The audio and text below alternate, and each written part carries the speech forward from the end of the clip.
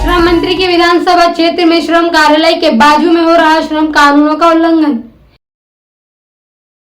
नरसिंहपुर जिला श्रम कार्यालय के बाजू में निर्वाचन शाखा का पुराना भवन तोड़ा जा रहा है। यह भवन जिला कलेक्टर कार्यालय के सामने बना हुआ है। उक्त भवन को कुछ मजदूरों द्वारा तोड़ा जा रहा है। ज्ञात हो कि श्रम कानूनों के अनुसार श्रमिकों को सुरक्षा उपकरण प्रदान करना अनिवार्य होता है, परंतु यहाँ श्रमिकों के सिर पर नियम अनुसार हेलमेट पहने होना अनिवार्य था, जबकि यहाँ पर किसी श्रमिक के सिर पर हेलमेट नहीं है, जो कि श्रम कानूनों का खुला उल्लंघन है। जब श्रम मंत्री की विधानसभा में जिला श्रम कार्यालय के बाजू में कलेक्टर कार्यालय के सामने श्रम कानूनों को कदमों तले रौंदा जा रहा है, तो संपूर्ण जिला और प्रदेश में श्रम कानूनों का कैसे पालन किया जाता होगा। सिवनी जिले की केवलारी विधानसभा क्षेत्र के किसानों को सिंचाई हेतु पानी नहीं मिल पा रहा है, जिसके चलते उनकी फसलें सूखने की कगार पर है। केवलारी के टेल क्षेत्र में तो हालात बेहद खराब है, जिसके चलते किसान हताश, परेशान और आक्रोशित हैं। सैकड़ों की संख्या में किसानों ने आज एसडीएम कार्यालय केवलारी पहुंचकर सिंचाई हेतु पानी की मांग व फसलों में नुकसान की आशंका के चलते मुआवजे की मांग करते हुए ज्ञापन सौंपा। किसानों ने अल्टीमेटम देते हुए कहा है कि अगर व्यवस्था शीघ्र नहीं सुधरी तो बड़ा आंदोलन किया जाएगा। क्षेत्र के किसान अभी मेरे सामने ही खड़े हैं, मेरे साथ ही हैं, ज्ञापन देने आए हुए हैं। उनका यही कहना है कि पानी हमको सिंचाई के लिए पानी नहीं मिल पा रहा है, जिससे फसलें सूख रही है हमारी। तो या तो हमें आरबीसी 6-4 के तहत मुआवजा दिया जाए या हमें पानी दिया जाए। समस्या एक और है कि कल उनके क्षेत्र में जो एसडीओ थे प्रभारी श्री राम बघेल जी, कल किन्हीं कारणों से निलंबित हो गए हैं वो। तो गांव वाले उनका भी विरोध कर रहे हैं कि उनका निलंबन नहीं होना चाहिए था, क्योंकि वो पूरा क्षेत्र को समझ गए थे और तत्परता से पानी उपलब्ध करा देते थे। यही इनकी मांग है। मैं बात करूंगा इस हिसाब से। सबसे पहले तो यदि वो बहाली नहीं होती उनकी, तो कोई दूसरे एसडीओ की तत्काल नियुक्ति के लिए, और इनके पानी की समस्या के लिए मैं उनसे बात करूंगा कि अपन क्या कर सकते हैं, और प्रयास करता हूँ जल्द से जल्द पानी देने का। Thank you. मैं ग्राम लोपा का निवासी हूँ। 468 चयन क्रमांक दाई तट के अंतर्गत धनगाड़ा माइनर के टेल किसान, आज हम सभी लगभग 40 से 50 किसान यहाँ पर अनुविभागीय अधिकारी एसडीएम महोदय केवलारी के पास अपनी प्रार्थना और गुहार लेकर पहुँचे हैं कि हमें बहुत अत्यधिक लेट पानी मिला, जिससे हमारी बोनी हो चुकी। प्रथम सप्ताह जनवरी में बोनी होने के बाद आज लगभग 45 से 50 दिन हो गया, हमें एक भी पानी नहीं मिला है, जिससे हमारी फसल मरने की कगार पे है। और किसान मन में एक चिंता है कि यदि ये फसल नहीं हुई तो निश्चित रूप से ऐसा मुझे लग रहा है कि हमारे बीच में कोई किसान आत्महत्या ना कर ले। मरने की कगार पर खड़ा है किसान, मरता क्या नहीं करता। आज अंतिम परेशान होकर हम लोगों ने एसडीओ से बोल कर थक गए। आज हम एसडीएम साहब के पास आए हैं। हमें उम्मीद है कि यहाँ पर कोई समस्या का हल निकलेगा, और नहीं निकला तो हम 2 दिन का समय दे रहे हैं, और यदि नहीं दिया गया तो हमें इनसे निवेदन है कि हमें मुआवजा देने की कृपा करें। हमें ऐसा विश्वास है कि विभाग पानी देने में असक्षम है। अभी तक हमारा एक भी पानी नहीं हुआ है। यदि आज तारीख 17 फरवरी तक यदि एक भी पानी यदि विभाग नहीं दिया है तो वह कब पानी देगा और हमारी फसल क्या पकेगी और क्या एवरेज मिलेगा। हमारा निवेदन सिर्फ यही है कि अब हमें पानी की आवश्यकता नहीं है, पानी फसल नहीं पकने वाली, हमें मुआवजा दे दिया जाए, बस हो गया जो लागत लगी। एसडीएम महोदय से हमारी बात हुई, उन्होंने बोला कि सक्षम अधिकारी से हम बात कर आपको आधा घंटे में बताते हैं कि हम कब पानी दे पाएंगे या नहीं दे पाएंगे। पर मुझे नहीं लग रहा है कि विभाग पानी देने में असक्षम हो गया है। नगर में सड़कों पर आया नालियों का पानी, नगर परिषद अनजान जिम्मेदार, कुंभकर्णी नींद में। नरकीय जीवन जीने को मजबूर हो रहे पवई नगर के वासी। प्रतिवर्ष स्वच्छता सर्वेक्षण के नाम पर करोड़ों रुपए खर्च करने वाली मध्य प्रदेश सरकार के सपनों पर इन दिनों पन्ना जिले के पवई नगर परिषद में पलीता लगाया जा रहा है। वर्तमान में 2 वर्ष की परिषद गठन के बाद विकास की उपलब्धि सिफर तो है ही, साथ ही उपलब्ध संसाधनों का भी उपयोग यहाँ के नुमाइंदे नहीं कर पा रहे हैं। बज बजाती नालियां एवं सड़कों पर नालियों का पानी बहना आम बात हो गई है। हाई सेकेंडरी स्कूल झंडा बाजार तक जाने वाले मुख्य मार्ग में 4 फीट की गहरी नालियों का पानी सड़क में बह रहा है, जिससे आम आदमी का चलना दुभर हो गया। हमारे वार्ड नंबर 9 में सुबह पानी आ गया काफ़ी तेज़ी से। नालियों का पानी बाहर रोडों में आ रहा है, और सफाई अभियान में पवई चला रहे हैं। पार्षद जी हमारे अध्यक्ष जी बोल रहे हैं कि पवई को स्वच्छ में नंबर 1 बनाना है। कहाँ है पवई नंबर 1 स्वच्छ में? आप देख सकते हैं कि पूरी नालियों का कीचड़ रोड में आया हुआ है। वहीं अब पैर में लगेगा, घर के अंदर जाएगा, स्वच्छता का कोई ध्यान ही नहीं दे रहा। सरकार इन्हीं की है, ऊपर भी बीजेपी की सरकार है, यहाँ भी बीजेपी के अध्यक्ष हैं, उसके बाद भी यहाँ सफाई का कोई भी ध्यान नहीं रखा जा रहा है। इससे बीमारियाँ फैल रही हैं, काफ़ी स्कूल बच्चे निकलते हैं उनके लिए परेशान हो रहा है, जो पैदल निकल रहे हैं उनके लिए परेशान है। कौन ध्यान देगा इसका? नगर पालिका जिम्मेदार रहेगी कि जो रहते हैं घर वाले वो जिम्मेदार है? यहाँ कोई सफाई का ध्यान नहीं, ना सफाई कर्मी झाड़ू लगाने आते हैं, ना ही इसको नाली सफाई, काफ़ी दिन से 3 महीने से ना ही नाली साफ़ हुई है। साल में एक बार नाली साफ़ हो जाती है, उसके बाद बरसात में एक बार पानी बरसा यहाँ पूरी नाली पैक हो जाती, दोबारा साफ़ ही नहीं होती। बस साल में 1-2 बार दिखाने के लिए ऊपर से नाली साफ़ कर दी, बस उसके अलावा कुछ नगर पालिका शांत है, बस कुछ नहीं कर। जल संवर्धन योजना का विरोध करने नगर परिषद पवई पहुंचे युवा कार्यकर्ता। पवई नगर परिषद में नहीं था कोई भी प्रभारी सीएमओ अधिकारी। घरों में सप्लाई किए जाने वाले गंदे पानी से नागरिक है परेशान।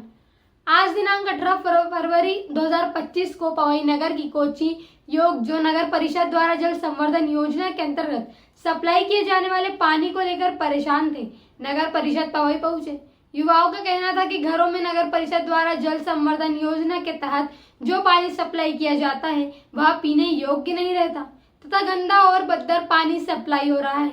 युवाओं का कहना है कि नगर परिषद में हमारे द्वारा दिए गए आवेदन को स्वीकार नहीं किया गया एवं जवाब दिया गया कि सीएमओ मैडम उपस्थित नहीं है और यहाँ कोई प्रभारी नहीं है, इसलिए आपका आवेदन स्वीकार नहीं किया जाएगा और हमें वापस लौटा दिया गया। नगर परिषद में सीएमओ अनुपस्थिति मिली और कोई अन्य प्रभारी अधिकारी भी नहीं मिला। शासन प्रशासन की ऐसी भरोशाही देखने मिल रही है जहां अधिकारी के उपस्थित न होने पर कोई प्रभारी अधिकारी भी ना तो बनाया जाता है और ना ही लोगों के काम हो पाते हैं। यह हाल पूरे पन्ना जिले का है। शासन प्रशासन को इस ओर ध्यान देना चाहिए। आवेदन देने वालों में शाहिद खान, मुकेश सिंह बागरी एवं कुछ अन्य युवा साथ में रहे। यदि मार्क नहीं होता है तो यावक नहीं होता है। ठीक है, हम आपकी बात मान रहे हैं। जैसे अनुपस्थित रहते हैं कई बार अधिकारी, तो कोई आवक जो देखता है वो ले लेते हैं आवेदन नहीं लेंगे कोई, क्या है कि मार्क होगा।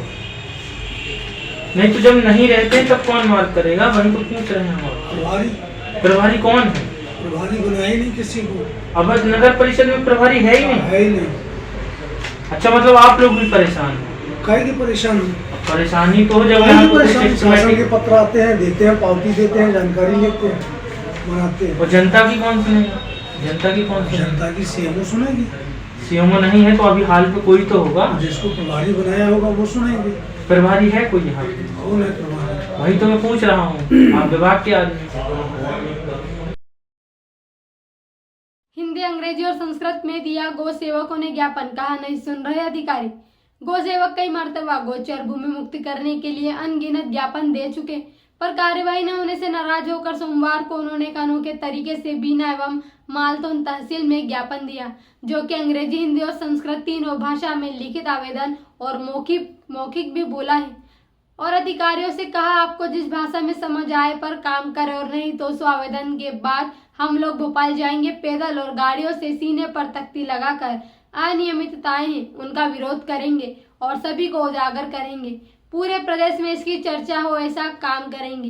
कारण यही है कि हो सकता है हमने कहा हिंदी में दे देगा परेशान, हमने कहा सभी भाषाओं में दे दो, जो भाषा आपको समझ में उस भाषा में काम करो। हम लोग शासन प्रशासन का राज चाहते हैं।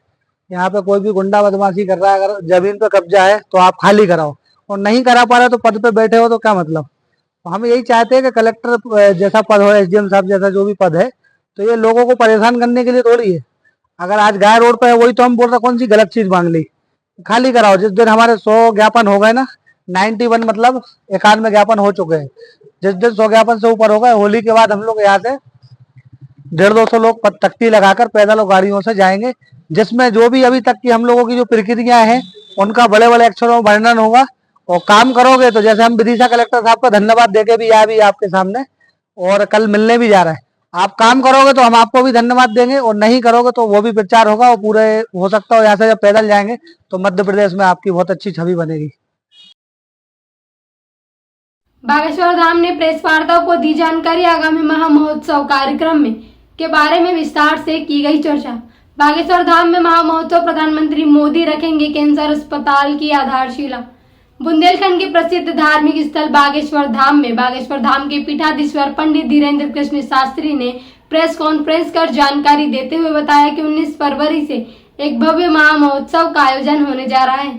इस महोत्सव की शुरुआत होगी विशाल कलश यात्रा से, जो पूरे देश क्षेत्र को धार्मिक आस्था से जोड़ने का कार्य करेगी। तो लिखा जाना है जिसके लिए हमने आपको बुलाया वो ये है कि बुंदेलखंड के लिए सबसे बड़ा उपहार तो है हॉस्पिटल, इससे बड़ा कुछ नहीं। पहला उपहार तो बेटियों का विवाह। अब बेटियां बुंदेलखंड में बोझ नहीं बन रही, भले ही 200 परिवार के लिए नहीं बनने पर, ये भी बड़ी बात है। और ये सबसे विचित्र बात ये है कि साल भर की कमाई भला लोग अपने या तो मंदिर बड़ा बनाने में लगाते हैं या फिर जमीनों में लगाते हैं या फिर कहीं पर, अगर बेटियों के घर बसाने में लगाया जा रहा तो निश्चित रूप से ये भी सबसे बड़ी सौगात बागेश्वर बालाजी की है। लेकिन अब इस द्वितीय सबसे बड़ी सौगात कैंसर हॉस्पिटल के रूप में हमारे छतरपुर के लोगों को, बुंदेलखंड के 16-17 जिलों को मिल रही है। और छोटे से आमंत्रण पर सबसे बड़ी बात, भारत के नहीं पूरे विश्व के सबसे लोकप्रिय नेता के रूप में जिन्हें देखा जाता, जो वर्तमान समय में विश्वामित्र के भारत में रहकर विश्वमित्र की भूमिका निभा रहे हैं।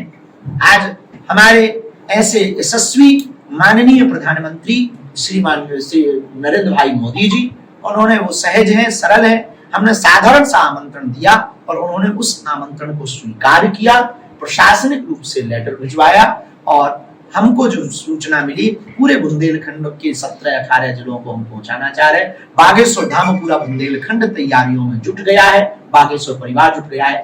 23 फरवरी को दोपहर में माननीय प्रधानमंत्री जी का बागेश्वर धाम आने का कार्यक्रम भूमि पूजन शिलान्यास कैंसर हॉस्पिटल के में प्रस्तावित हो चुका है, जिसको लेकर के हम बहुत प्रसन्न भी हैं, तैयारियों में भी जुटे हैं और हम बहुत साधुवाद भी उनको दे रहे हैं। पूरा बुंदेलखंड क्षेत्र लगभग 15,000 शिष्य, परिकर दीक्षित शिष्य, इसमें जगह जगह पीले चावल, ये बड़ा नवीन होगा और पूरे देश के मंदिरों के लिए एक नई दिशा होगी और हिंदुओं के लिए मंदिरों से, सनातन से, स्पिरिचुअलिटी से जुड़ने का एक नया रास्ता मिलेगा।